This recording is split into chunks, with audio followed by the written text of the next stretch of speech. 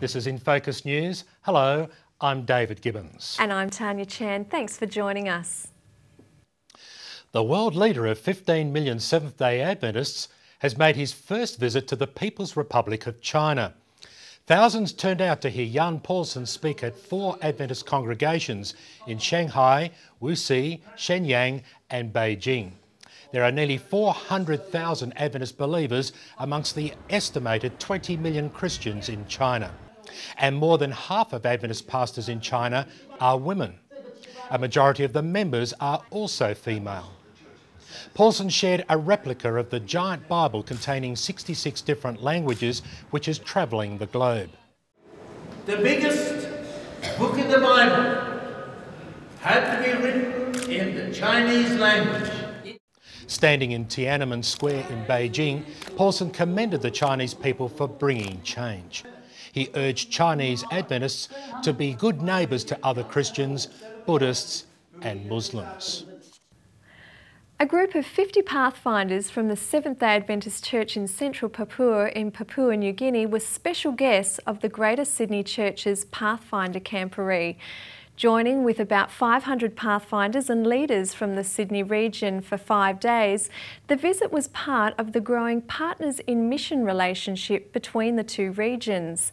The Partners in Mission initiative pairs up churches in developed and developing regions and enables an exchange of skills, knowledge and resources. A highlight of the Camporee was the contribution of the Kiribati Drumline, a drumming group from one of the local churches in central Papua, who performed for marching and parades. Pathfinders is a youth activity group run by the Seventh-day Adventist Church. Leaders of the Seventh-day Adventist Church in the South Pacific have expressed their enthusiasm and anticipation of a landmark event in September. The Festival of Mission, to be held in Queensland, Australia, will be attended by some 1,300 church members from around the South Pacific.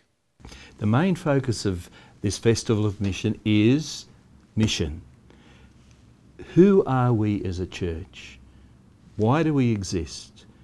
Is mission really the central focus of our church? What is our mission? Where are we going? How are we going to implement it? What are some of the specific strategies that we need to put in place? Over 5 days, international and local speakers will present various aspects of the mission of the church. Close to 100 people have requested membership of the Seventh-day Adventist Church following a regional camp meeting in Western Australia. With 2,600 people in attendance, leaders of the Adventist Church in Western Australia say the event was one of the biggest in years. More than 40 church pastors and members spent an hour and a half praying around the campsite the morning before the event. Pastors and church leaders are now visiting with those who have requested membership. 66 Adventist pastors from the central Papua region of Papua New Guinea have been trained and equipped to minister to those in their communities. Last year, churches in the central Papua region were the first in the Pacific Islands to be recognised as a conference in the Seventh-day Adventist Church organisational structure. As a conference, church leadership has greater autonomy and responsibility for self-management. During the meetings, pastors were challenged to adopt new ministry methods and to apply biblical principles in real ministry situations. Church members of the Seventh-day Adventist Church in North New Zealand have initiated a region-wide network to help them unite in prayer for the mission of the church. The North New Zealand Prayer Network sends out a monthly email that informs subscribers about the key strategic needs for prayer in the region and encourages them to pray about it. The email also provides tools and resources relating to prayer. The first Prayer Network email was sent to more than 60 subscribers at the end of the North New Zealand Prayer Summit held at the North Harbour Adventist Church. According to Pastor Russ Wilcox of the North Harbour Adventist Church and editor of the monthly Prayer Network email, there is power in united prayer.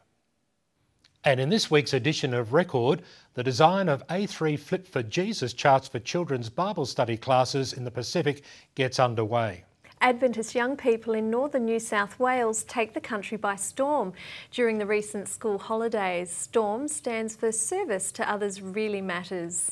And 8 Adventist churches in the Honiara region of the Solomon Islands hold a week-long health emphasis program.